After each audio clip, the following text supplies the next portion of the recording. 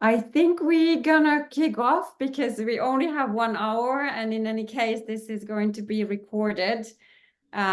So for those who might join late or anyone who is signed up will get the recording. And I at least really looking forward having the entire hour to discuss this exciting topic. So let me kick off. Welcome everyone to this MiXi series of Circular Future.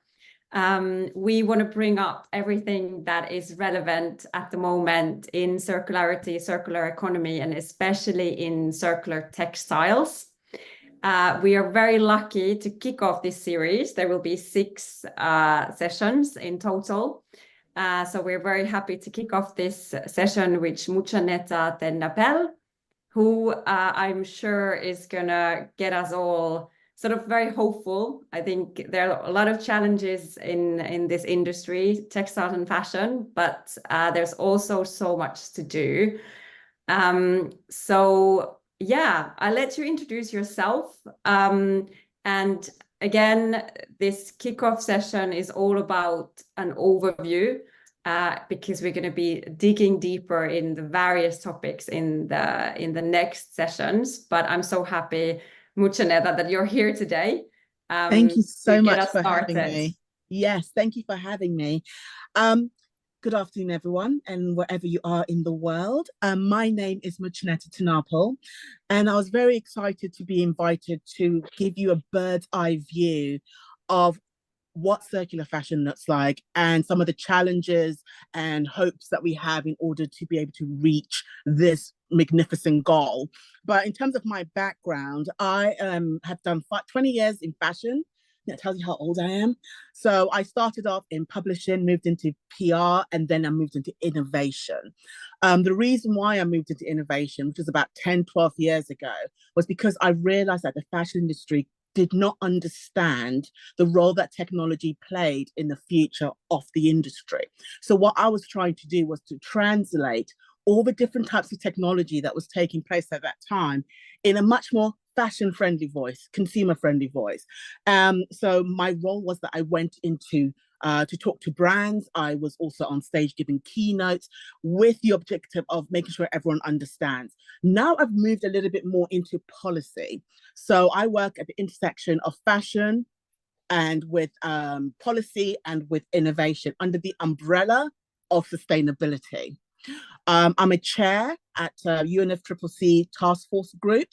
And what we do is that we create conversations and solutions and have panel discussions at COP. We had one at COP 27, COP 28. We're currently preparing for COP 29. I also lecture at University of Arts, London College of Fashion in London, and I focus a lot on innovation and policy under the sustainability umbrella. So I have my fingers in a lot of pies, and this is why I can kind of give you an overview of how the industry is operating. So let's begin. Hopefully you can see my screen. So is circularity in fashion and textiles possible today? I think when it comes to this particular question, it really depends who you're asking. There are people within the industry that feel this is possible, that we have the tools in order to achieve it. And then there's others who feel like we are not quite there yet. We don't have the tools in place in order to become a circular industry. So why would they think this? Well, I thought it'd be really good to kind of go through some of the challenges. The reason why the industry as a whole has found it quite difficult to become circular is that the fashion industry, the global fashion industry, deals with quite complex supply chains. It's quite easy to say, be circular. But to actually put it into action is very, very different. So when it comes to supply chain, it's really hard to kind of like ask a brand, for example, to understand its entire supply chain, to be able to trace its materials, to know whether their materials are sustainably sourced. This is very difficult for brands. And it also comes down to the fact that a lot of fashion businesses never had to do that in the first place. So you're asking them to do something when they don't have the tools to do it. It's kind of like asking an artist to draw you a picture, but you don't give them a pencil to do it. So that's one of the challenges that a lot of fashion businesses are facing. The other one is our business models. You know, the industry has been operating on a fast fashion business model for such a long time, all about quick turnaround, low costs. And then now we're telling them in order to be more sustainable, they need to do A, B, C, D. But yet they don't quite know how to do that because, as far as they're concerned, it's good business to do how they do business today. So, what I try and do with fashion brands is to kind of introduce them to different revenue streams, introduce them to different ways that they can make money, kind of convince them that sustainability is actually an opportunity, not a deterrent. Another one that I wanted to point out, another challenge to kind of achieving circularity is consumer habits. You know, consumers, you know, they have a way of shopping, they have a way of being. So how are we actually going to kind of change how consumers think? And for the consumers that are ahead of their time, who are demanding sustainability and products and so forth, how are we going to be able to give them what they need as well? You know, and I feel like a lot of the conversation around these challenges, around circularity, you know, there's a lot of talk, there's a lot of like hopes and dreams, but actually trying to put something into action is a really big problem with the fashion industry. They understand what's wrong, but they don't quite know how to make that change. So these are some of the driving forces that I personally believe, you know, having like a bird's eye view on what's happening. I believe, you know, that brands and businesses should look into. We start with policy. I'm sure most of you have been aware of all these new legislations coming from the EU to hopefully, you know, straighten out the fashion industry. And for those who are not aware, allow me to give you a little bit of history behind that. Basically, the fashion and textile industry, well, more fashion than textile, has been self-regulating itself for such a long time. It has been, in a way, hidden to a degree, even though it's been listed as the second biggest polluter globally. You know, the governments haven't really been paying it much mind. They haven't been saying to the industry, you need to do this, you need to do that, which is what they've been doing with the food industry, what they've been doing with the agriculture industry, the tobacco industry. They have been giving them rules and regulations in order for them to stay in line. So why not fashion? It's only recently that fashion industry has come to the attention of the EU government. They have realized that, wait a minute, they're the second biggest polluter in the world. Why, you know, how can we help them? How can we make sure that this is not the case? And this is when it all kind of started hitting that ground running. It was kind of like, how can we give this industry guidelines in order to make sure they're able to achieve the kind of the strategy that they want to achieve? So most businesses are seeing the idea of legislation as not such a brilliant thing, because for them it's like, how am I going to achieve this? I have no clue what to do. I have no clue how to comply. But I honestly think when it comes to policy overall, having these regulations, we need to view them as guidelines. They will encourage us to push through sustainable practices. They will push recycling. They will help us reduce our water, our energy usage. And they'll also really focus a bit on human rights, like all our ethical labor practices. So I think I always look at these new legislations as a really good influence on the industry. They are letting us know that, yes, it's difficult to be circular. So allow us to give you some rules so you are able to follow them. And also it will level the playing field a little bit as well. So I mean, I'm all about legislation. I mean, there are a few, you know, things that I can pick about it. Like, for example, you know, you're putting rules in place for an industry that you don't understand how it operates, you know, so, you know, that can become a problem, making it very hard for businesses to actually comply to this legislation that you're putting forward. So yes, they are kind of weak points to policy, but it does play a really strong role in driving circularity in fashion and textiles. Another one which I mentioned earlier is consumer behavior, and I mention it again because it's so important for businesses to be aware that a lot of the consumers are seeking sustainable and ethically produced garments. A lot more than actually a lot of people think that they're doing. So it's so important that when you are thinking about making your business circular, first understand who your target audience is. Who is the consumer that you are trying to focus on? Once you answer that question, then you can look at the behavior of that targeted consumer. And this is super important because a lot of businesses today, which I found personally when I've gone and I've spoken to various brands, is that they still have that 1994 shopping mall mentality, which means that they are catering to a consumer of yesteryear rather than the consumer of today. The customer has changed. I'm sure all of us here can be like, yeah, we're no longer how we were back when. We're actually now looking at the values of a company. We're looking at the materials these companies are actually using in their products. We're looking at the chemicals. You know, the internet has made it so consumer behavior has changed. The consumer is more aware of what's going on in the industry. While before the internet was so kind of like a high level thing within the consumer lifestyle, it was very easy for us to just take on board what the brands tell us and take it as gospel.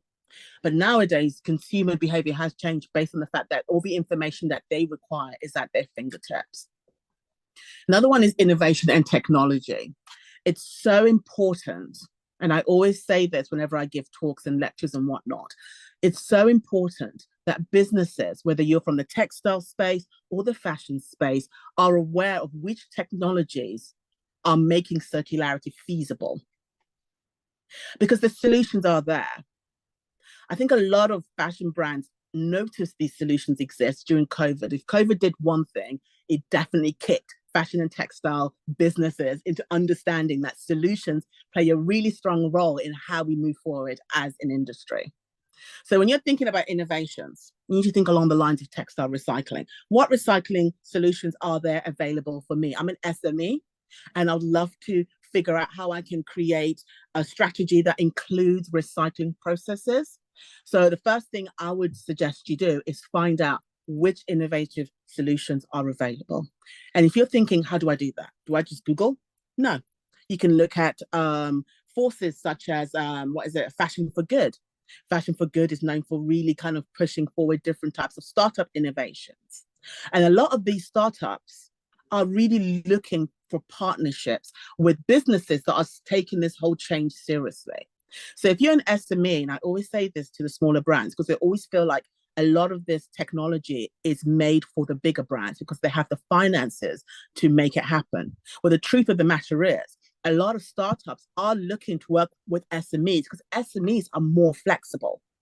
Also, SMEs don't have so much red tape. Big companies have red tape and they have a habit of swallowing innovation and shelving it.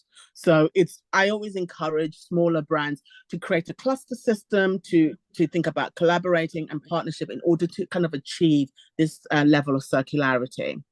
So for example, I put an example in my slide about companies developing chemical recycling methods and breaking down fabrics. And I think it's so important for a business person, whether you're a sole entrepreneur or whether you're in a big brand, that you do your research, that you find out who's moving things along and who is the person that you need to be speaking to. Another area which I feel like doesn't get enough spotlighting is the competition. A lot of it is focusing on Europe and what's going on in Europe, but I always think a clever person will also look at other markets, what's happening in Asia, what's happening in America, what's happening in Africa. Having that kind of global understanding of what's going on will make circularity a little bit more achievable, because in some parts of the world they're actually managing to innovate and adopt sustainable practices that we over here in Europe are not quite aware of yet. So to be able to have that competitive edge, I think it's really important that businesses look to other markets and see what they're doing. So if you're looking, for example, to China, how are they doing in terms of manufacturing? How is it evolving? What can I take from them and put in my business so it works? We're not trying to reinvent the wheel. It's about looking at how other people are doing things, whether they're your competitors, different markets, and trying to apply that to your own business model. Education is something that I feel like is not really being taken as seriously as it should. A lot of brands, businesses, manufacturers are feeling that pressure to become circular. You know, it's a trending word. It's a circular, sustainable. How are you going to do it? You know, oh, I'm a material designer, but okay, you got to be sustainable. How are you going to do it? So it's something where I feel like it's so important that the EU also provide educational and training programs focused on helping the industry kind of transition. And this is something that I know a few countries are doing, like Germany and the Netherlands, is providing that that toolkit that a lot of businesses need, and it kind of equips them not only with knowledge but also with a way of actually moving forward. I also think it's really important to kind of educate the C-levels as well, because I feel like they are the ones that need to be convinced. They're the ones that need to understand the path that's coming, and we don't have that. So when it comes to like policy and that kind of push, I'm always thinking to myself that it's so important that they realize as well, that all governments realize that yes, this is good, but you know the industry isn't fluent in policy. So how are you going to provide them with the tools in order to comply correctly? Public awareness is also a big one that I like to touch on. It's very easy to keep everything very B2B. It's very easy to kind of like work within ourselves. But I think it's so important when it comes to all these different EU initiatives that we highlight the importance of kind of introducing it as well to consumers and making them understand what's happening as well. And it's also really important as well for us to understand what consumer wants in terms of their demand and their behavior, which I mentioned earlier. So this is an area that I included in my presentation because I thought it was quite important. I don't know if you're all aware, but when it comes to Europe as a whole, there's certain parts of Europe where they are brilliant at pushing through sustainability and circularity. And this is very important to know. It's so important to map out that brilliance, because once you understand the diversity that is available in terms of tools, that could be the strength for Europe. So I wanted to include a few countries that I've kind of recognized are really leading in this space. We'll start with the Netherlands. The Netherlands is really becoming, you know, well known for coming up with circular design and business models. A lot of their universities are focused on creating these closed loop systems. So this to me allows businesses or brands or governments even to actually turn to the Netherlands or work with the universities there and say to them, you know, how can we collaborate so I can learn from you? How can we knowledge share? So when you kind of look at the Netherlands, always think to yourself, okay, they focus a lot on circular design principles and business models. You know, how can this inspire me? How can this innovate me when it comes to production processes and product lifestyles?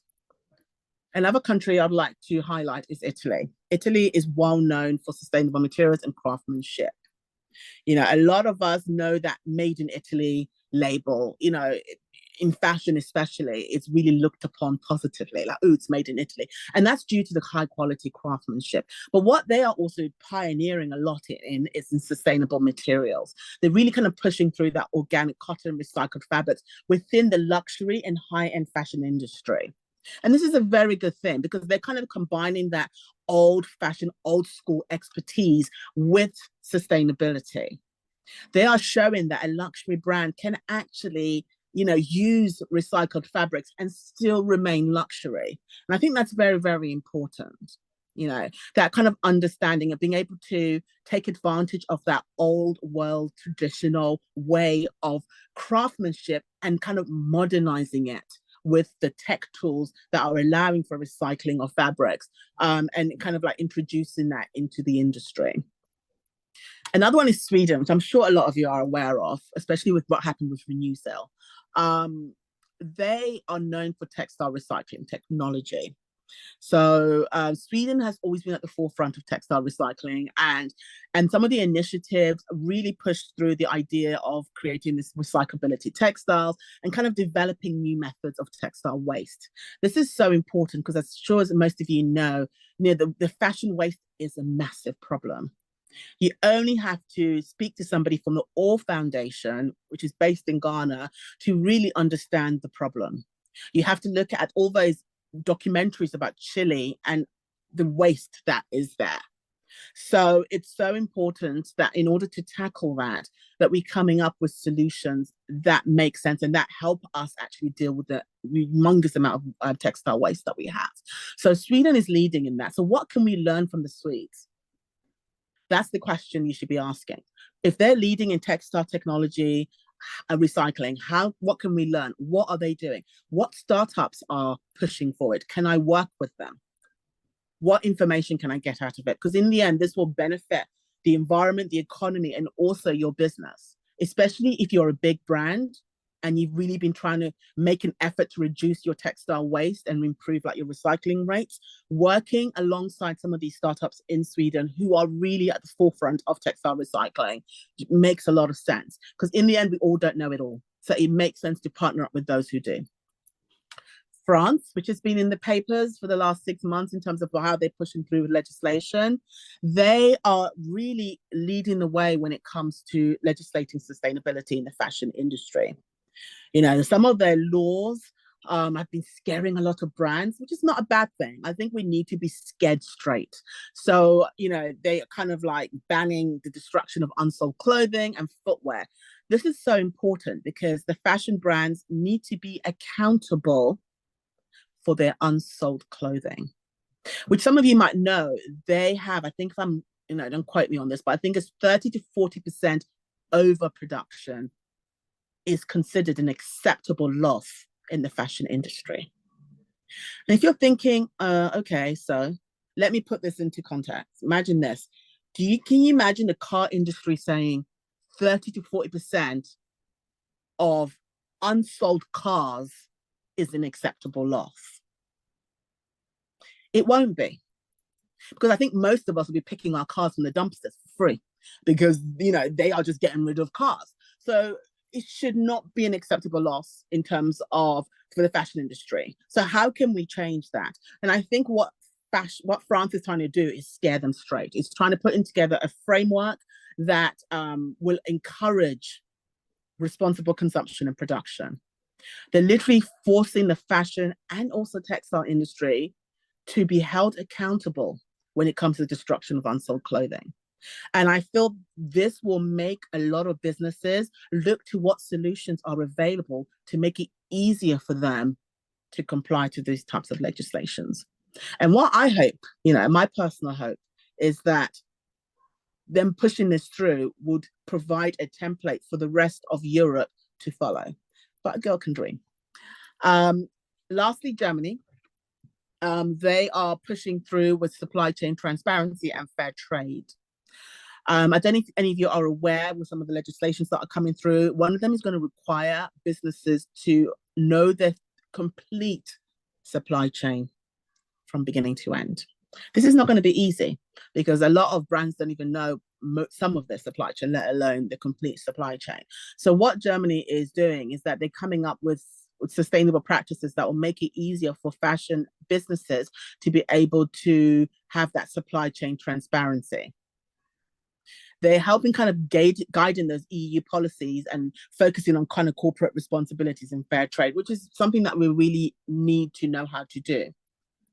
Because if I was, let's say, working for H&M and then I was told that, you know, a legislation is coming into play that will require me to understand the entire supply chain, and you know H&M is a big juggernaut of a company, that would scare me.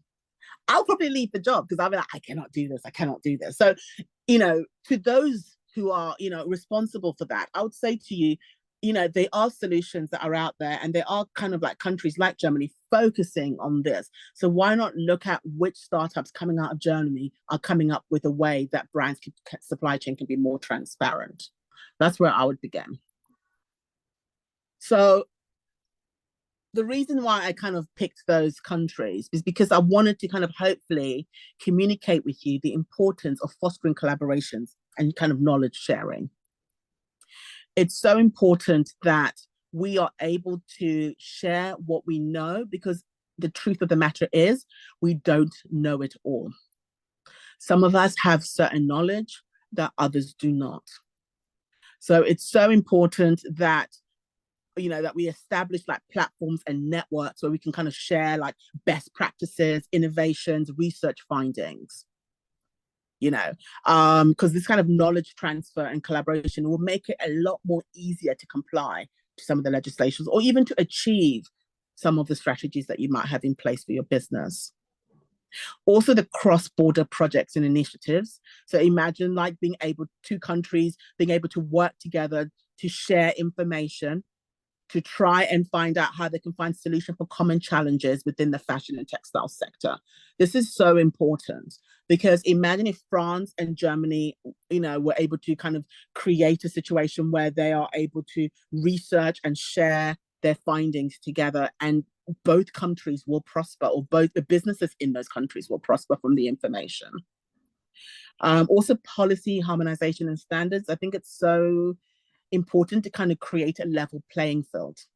This is a good way to encourage people to think about how they can become more circular in the future. It also allows all the countries to kind of adopt the best practices. So when you think of those countries that I presented to you as examples, think along the lines of, what do I need as a company? What platforms and networks are available that I can be part of in order to knowledge share, find out more, ask questions? What projects and initiatives, like cross-border projects and initiatives, and there's quite a few that go on, can I join? Are they giving talks? So it's so important that you are not only aware of where, the strengths are in Europe, but you're also aware of where the conversations are happening, so you can also take part. So I wanted to use a use case study to kind of give you an example of a problem and how companies can actually solve it. So I decided to create a fictional company. I did think about using a real one, but then I thought, do you know what? No, I'm not going to do that. I will create a fictional one and come up with a problem that they most likely will be facing. So the problem I focused on was the EU legislation, the extended producer responsibility, the EPR, which I'm sure most of you are familiar with. And the EPR mandates that producers are responsible for the entire life cycle of their products, which is what I was mentioning earlier, including all the post-consumer stage, which means that after the product has been sold, what happens after that? They are responsible for that. So before that, they would sell you a jacket and they don't have to worry about what happens to that jacket. Does it get recycled? What does the user or wearer or consumer do with that jacket? It was never of their concern. Now it is of their concern. It's so important that brands are able to actually deal with post-consumer stage of their products. So this brings a lot of problems. A lot of brands are struggling with this logistic cost and operationals with regards to meeting the extended producer responsibility. So that's the problem I was going to tackle. So then I moved into this, how the solution can work. I created a fictional company called EcoWear. So they're facing this challenge of complying to the EPR. So what do? They're a medium-sized European fashion brand. They've been told, listen here, EcoWear, going forward, you need to be able to have responsibility for your product all the way to the end of life. And EcoWear is like, oh my God, I've never had to do this before, so what do I do? I think it's really important when you're kind of facing that type of challenge as a brand or as a business, that you first identify areas where improvements can be made. Be honest with yourself and look at your entire business structure and find the holes. Because if you're able to kind of find where you can make these improvements, then you'll be open to various solutions that are available. I gave an example of a take-back scheme where customers can return used garments in store or through the mail. This is something that a lot of brands are already starting to do, which is kind of like, bring back your old jacket, we'll give you 10% off your new jacket, or bring back your old jacket. I know one company that sells bags made out of fire hoses. They will say to you, bring back your bag and we could turn it into a belt for you. So we reuse that material. So companies are slowly trying to kind of find a way of taking that responsibility seriously. Another thing that a lot of companies are doing, an example that I gave with my company EcoWear, is partnering up with recycling firms. This brings us back to Sweden and how I talked about how they're leading in this space. So partnering up with recycling firms to kind of ensure that the materials that are returned can be reused into new garments or possibly recycled. When a brand thinks along those lines, they're going to stress importance in the materials that they use to create their garments, because they know they're responsible for the afterlife of that product. This means they can't use materials that you cannot recycle, or they can't use materials that cannot be reused. It forces businesses to really think about how they create their product, the design phase. So when I'm looking at this and I was coming up with solutions for eco-wear, I was thinking, okay, partner up with a recycle firm. That sounds very easy, but then you also have to look at it from the longevity perspective of, this is forcing eco-wear to think about their materials that they use. Because if they partner up with a recycle firm and the recycling firm says, listen, the materials that you're using in your garments, we cannot recycle those, then they've got a massive problem. So it also allows a lot of companies to really rethink how they run their business. Another thing I said as well, a solution to the EPR, which I just mentioned, is that kind of investing in sustainable materials, thinking about materials that you use in your product, and the impact that they make as well.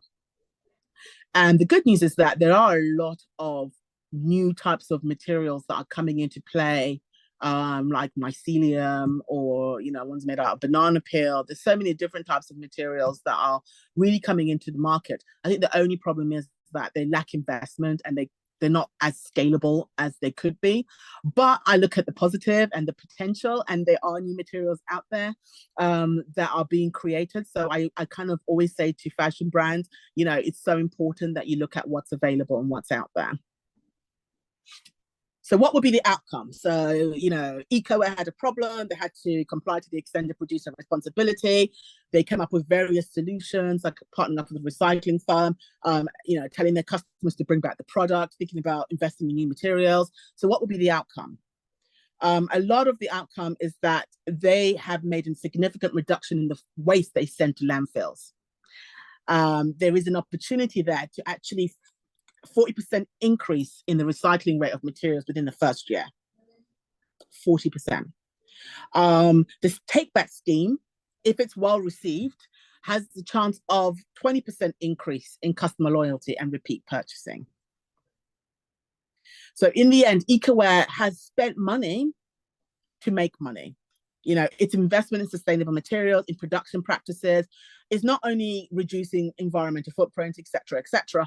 It's also transforming their market share, and it's probably increasing, and also demonstrating that being sustainable is actually a very good business.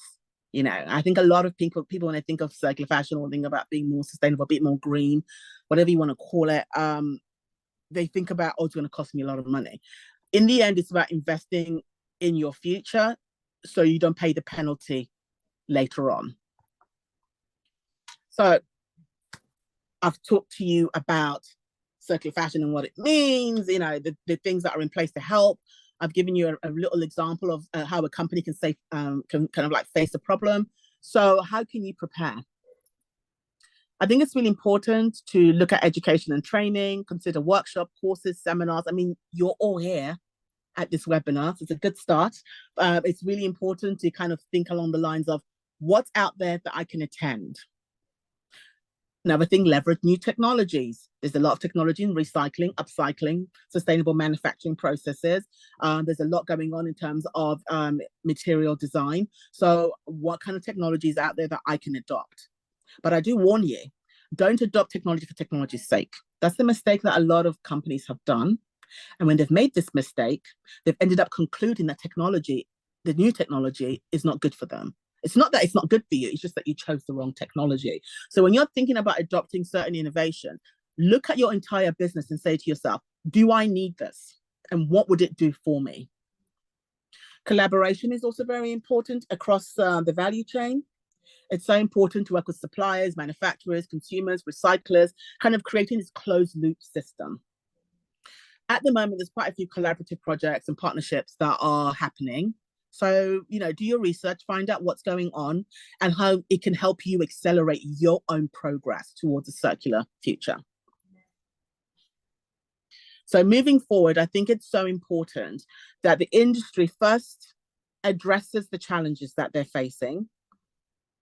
I think, it's very easy to say do something, but yeah, like I mentioned earlier, you can't tell an artist to draw you a picture and they don't have a pencil in the first place. So it's really important to first understand what tools you need in place in order for you to achieve your goals. So, like I mentioned earlier, and I'll keep on mentioning it, innovation, collaboration, understanding your consumer, kind of wiring your corporate mindset of how you approach sustainability, and also looking at this as a marathon, not a race.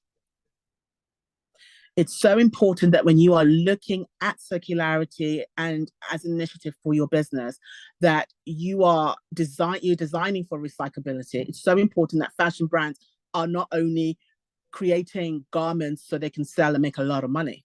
Yes, we all want to make money. But nowadays, it's so important that when you are at that design phase, that you are actually designing with recyclability in mind. Adopt business models that focus on leasing or repairing garments. The traditional business model that we all operate on currently is slowly being broken down. So it's so important that as a business, you think to yourself, if I put all this hard work into this old, tired, traditional business model, what do I get out of it? It won't work. So it's so important that you are open to evolving, that you're flexible, because a lot of the ideas, because I always have these conversations with brands and experts and various people within the space, and they always say to me, oh, Muchaneta, you're always pushing technology and nothing works. I always say back to them, like, if you put diesel in a car that operates on petrol, how far do you think you're going to get?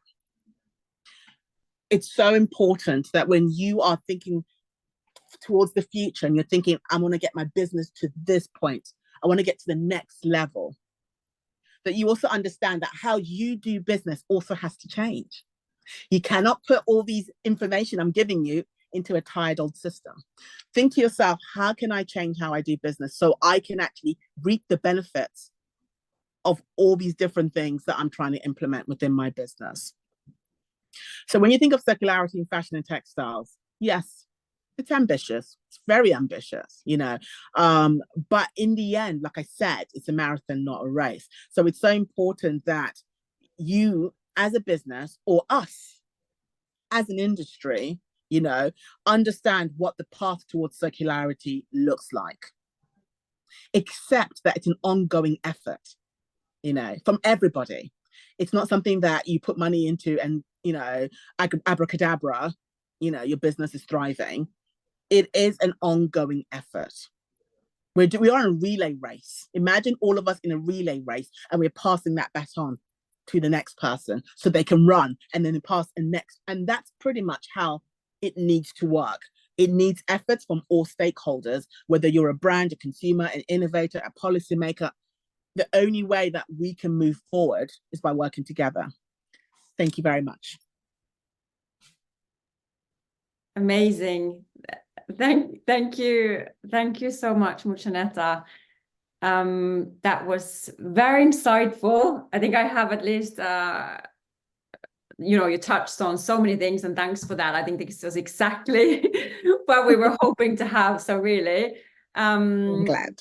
And I think great. We have about 15 minutes to ask questions. And as we're a relatively small group, like just put your hand up, and I can then give you space to ask your question.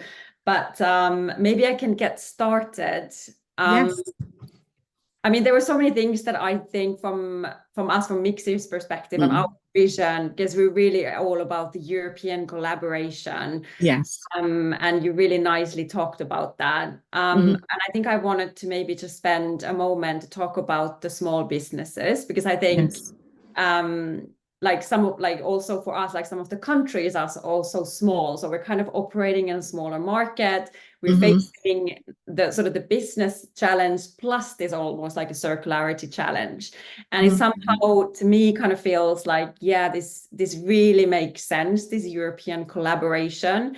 And also, I guess, if we are a small brand, we're still kind of aiming to serve our customer base is ideally at least like European wide, or at least like a sort of a Nordic market space or like a Southern European market space if we are staying in the European context. So it is really important. And sorry, my question is like, do you think, or would you be able to think of an example how would you, or like if you have a story to tell of some of your customers, like as a small brand, where all of these things that you talked about might seem quite challenging, but like, where would you start? Like, what type of maybe first tips and tricks you could advise? I can definitely. I can tell you even a story. Actually, I was in Sweden, I think 6 months ago or 7 months ago, and I actually gave a talk on the solutions available in order for you to comply to new legislation. So we had somebody from the EU talking about the legislation, and I came in and talked about the solutions. And one of the people in the audience put their hand up. And he was like, okay, this sounds all great and everything, but I'm a small company and you're telling me to, to go forward and embrace all this innovation. How am I going to afford that? I can barely afford what I'm doing now, And there was a few nods and yeah, like kind of in the audience. So I was kind of like, okay, the best solution that I think with SMEs is that they need to kind of like have a cluster system. They need to create this kind of way of working together and sharing and knowledge sharing. When it comes to the fashion industry, we're very much a me industry rather than a we industry, but we need to look at our competitors as our partners, because the problem we're facing does not only affect you as the small brand, it affects all your brothers and sisters who are also small brands as well. They go down, you all go down. So to me, I look at it like I said to her, look at the person beside you. They're a small company too. They might have knowledge that you don't have access to, that you can share, they can share with you. You might have knowledge that they don't have access to, that you can share with them. So starting there is a good place to start, because I think a lot of SMEs feel like they're in this alone. You're asking me to do this, I'm on my own, I barely can pay the lighting of my where I work, and you're asking me for, and I kind of say to them, it's true, but you're not looking at the advantages that you have as an SME. The advantage that you have as an SME is your flexibility. You have the lack of red tape. If anyone should be crying, it should be H&M or the big companies, because they have so many red tapes, papers need to be signed, this person needs to approve this, approve that, approve this, that it's so hard for them sometimes to be able to adopt certain innovations because of all that's going on. So I would say to the small companies, first thing is don't worry. You are actually flexible, so that's a very good thing. Secondly, I'll say to them, talk to other smaller brands, work together as one big brand so you can actually share knowledge together. And last but not least, come to webinars such as these, because this is a perfect place to meet other people who are going through the same thing as you. And, it's not a matter of me talking at you and saying, do this, do that, do this. It's a matter of me talking with you, us having a conversation and figuring out what makes sense. And I think that's what we need to do as an industry, is talk with each other, listen as well, and also combine our knowledge, because that way we can be stronger. So, I think it begins with SMEs collaborating. Yeah, and I guess I just wanted to add that, like, at least I have a feeling that you, like SMEs collaborating, but also kind of bringing this almost like an ecosystem thinking in a way that, some of these technology suppliers or partners, like forming almost like ecosystems together. And I guess here, we'll probably in the series, we'll talk a little bit about funding, because also I guess we as a community, we need to kind of thrive for funding for these initiatives to change, or will not necessarily happen, or will not happen by itself. So we need support. And again, bringing the EU ecosystem, the legislation. So we shouldn't shy away, like especially as a small player, shying away and doing everything by yourself. It's like really, in many ways, a collaborative effort. It is. And look at it this way, you know, one person trying to push open a door can barely make it move. If a lot of you are pushing that door will open. So if you're looking at it from a collaborative perspective, look at it like that. You can't do it alone. You're more stronger together. But the problem with that is, how can we make you all work together? That's the challenge. How can we bring it all together and all your expertise and you create this ecosystem that benefits you all? I think that's the hard part, because our mindset as businesses is to work alone to have profit. And now we have to change our mindset and be best friends with our competitors. How do we do that? And I always think it's good to look at the car industry. Car industry people are not friends, but they realize there's money in having an electric car, and Tesla was taking over the market. So what do? They work together to come up with a technology, you know, that benefits the whole industry. So they all put a bit of money in there. Yeah. Let's all put money in there. Let's share this information. And then once we're all sharing it, then we can create our cars, our electric cars. So that's kind of how I think the fashion and textile industry should look at it. One goes down, we all go down. So how can we, as an industry, put aside our kind of like a competitiveness and come together to create a solution that benefits us all and keeps us going? Yeah, absolutely. It makes so much sense as well. Like, you look at the car industry, like so many things have changed, and how it has sort of, or is transforming at the moment. So that really makes sense. So I want to open the floor. Like, do you people, did you have a question? You were putting a high on the note on the chat, but feel free to Oh no, Jean, do you want to ask your question then? You're on mute at the moment. Does it work now? Yeah. Yes. Okay. Yes. Thank you very much. And I think especially as you said, the collaborative approach is very interesting. The only thing I'm sometimes worrying about for this aspect is more the IP, or that comes along with like IP protections. And again, it's very this kind of like singular way of thinking, like being competitors. But sometimes it's very hard to convince other brands to kind of like be able to share IPs, or like how can we kind of deal with this in a more kind of collaborative ways, because find a way that they can also benefit from it. I mean, this is going to sound wild, because somebody actually asked me that question once and I gave a really wild answer. Some people thought it was a little wild, but I think it could work. Could you imagine if people from the industry, depending on how big your company is and how much money you make, you are required to take some of your PR and advertising budget, put it into research and development, and then have a separate team working on it for the industry. So it's not so much as one person working on it and we're all sharing in it, but actually the government actually creates a team of people that are all about researching solutions for the fashion industry through taxing the industry, kind of taking that money out of their pocket a little bit. So you're kind of forcing them to give money into R&D, which is something that the fashion industry does not like to do. They like to dip their toe and then quickly dip it out again. So I can imagine actually, which I hope the government is able to do, is creating a space where through taxing, they make it so we are able to create solutions that are for everybody. So it's not so much about IP, like it's mine, you have to pay for it because I came up with the idea. It's more of a, through taxing, we are actually able to create a department that actually looks into research and development for the industry and then shares that knowledge throughout for anyone who wants it, but it's paid through tax. I think we need to heavily tax some of the industry, because I feel like a lot of them, even though the legislations are coming into play and they're good and some of them are kind of okay, I feel like there's going to be loopholes. I think they're going to employ people to find loopholes in all these different legislation so they can avoid paying certain taxes. So I then think that this is when the governments need to step up.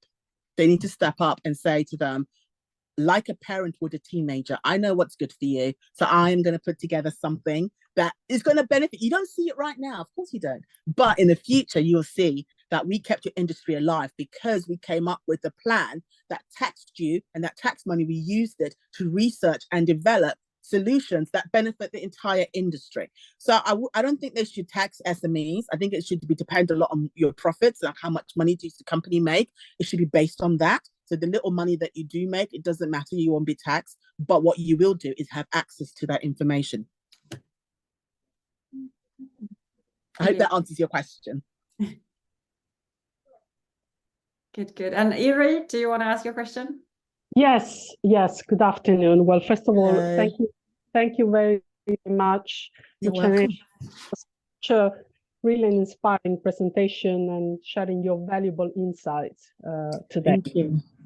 I just wanted to ask you one question. You were mentioning earlier on all the countries which are actually proactive in this process of evolution.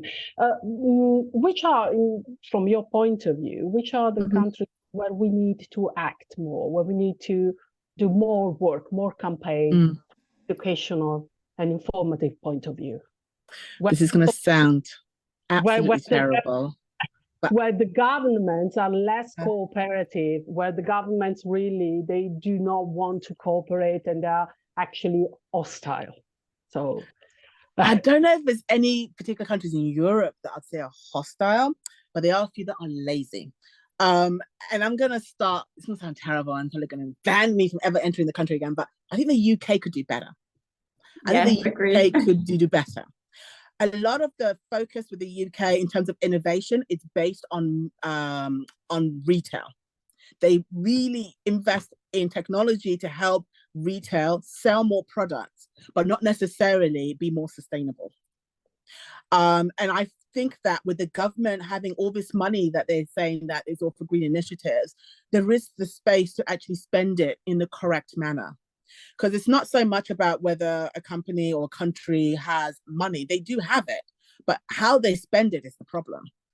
They're not spending it in a way that will benefit the industry as a whole. So, you know, I've lived in France, I've lived in the Netherlands, I've been to Germany, I've been to Sweden, I've been to many European countries. And with them, I see them actually pushing forward with various parts of how to be like do more better business. I'll put it that way, rather than sustainable. So when I come back to the UK and I see how far back we are, I'm pretty shocked, to be honest, because I think they do have the tools to push forward, but they're not doing it. They're not doing it to the level that they could, you know. So I am hoping that companies like the Netherlands, countries like the Netherlands or Sweden or Germany are going to be inspiring countries like the UK to actually push forward with legislations and to really push forward with doing better as a country.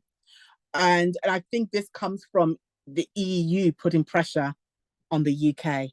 And I honestly don't think the UK knows how badly fashion business in the UK are going to be affected with the EU legislation. And a lot of the brands here have no clue what's coming. So if I had to name a country, I wouldn't say they're resisting, because I don't think any country has the guts to resist, because they know it will make them look bad. It's bad PR. But the country that could do better is the UK, if I had to pick one. Because I mean, I can't say Portugal, because Portugal's doing amazing in terms of manufacturing. You know, France is really pushing through legislation. Sweden is all about recycling. Netherlands is all about innovation. And, you know, so I can't even pick those countries. But the UK, what can we say? Okay, excellent. Well, thank you very much. I actually agree with you. Hope that answers your question. Absolutely. Yes. Thank you, Muchaneta. Thank you very much. Yeah, thanks so much. I mean, I'm looking at the time. I wish we had a bit more time to discuss, but the time is up. The hour is gone. Muchaneta, thank you so much. It has been welcome. Thank you. So insightful, and definitely the right kind of kickoff for us to follow with the deep dives. So actually on the 24th of April, we're going to talk about consumption, the consumer part that we actually, you referred to a little bit. So be sure to sign up for that one in a couple of weeks' time. So thank you so much, everyone, for joining, and hope to see you in a couple of weeks' time. Thank you, everyone. And please feel free to connect with me if you get any questions that you'd like to ask personally. I'm an open book. Very good. And I mean, the recording will be shared, and obviously all the contact details to Muchaneta with that as well. So we'll be in touch. Okay, So thank you, thank you, everybody. everyone. Thank you. Bye, guys.